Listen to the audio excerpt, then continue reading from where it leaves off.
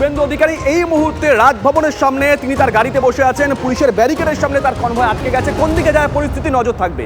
আরও একটা খবর দেখাই, তৃণমূলের নামে বারবার তিনি সুর চড়িয়েছেন। দলের নাম্বার 1 হোক নাম্বার 2 হোক, কোনো কথাই নেই, শুভেন্দু অধিকারীর কথাই বলছি। শুভেন্দু অধিকারী, এই যে ভোট পর্ব গেল, বারবার শুভেন্দুর নিশানায় ছিলেন অভিষেক বন্দ্যোপাধ্যায়, চাঁচা ছোলা আক্রমণ শানিয়েছেন। গতকালই অভিষেক ঘোষণা করেছেন যে তিনি ছোট্ট বিরতিতে যাচ্ছেন, মানে রাজনীতি থেকে সাময়িক ছুটি। তাতে কি রিয়াকশন হলো শুভেন্দু অধিকারীর? মার্কাটারি আক্রমণ শানিয়েছেন কি, যেমনটা তিনি প্রতিবার করে থাকেন? একবার শুনুন।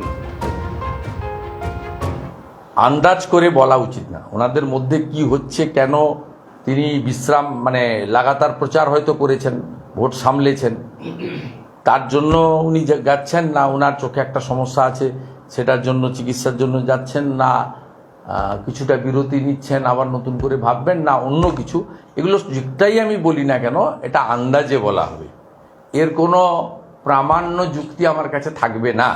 তাই কারো ব্যক্তিগত বিষয়ে মন্তব্য করা ঠিক।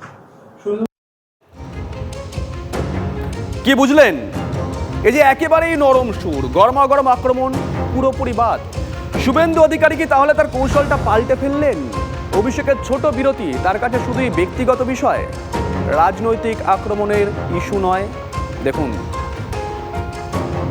বিজেপি অভিষেক ফোবিয়ায় ভোগে, তৃণমূল ফোবিয়ায় ভোগে।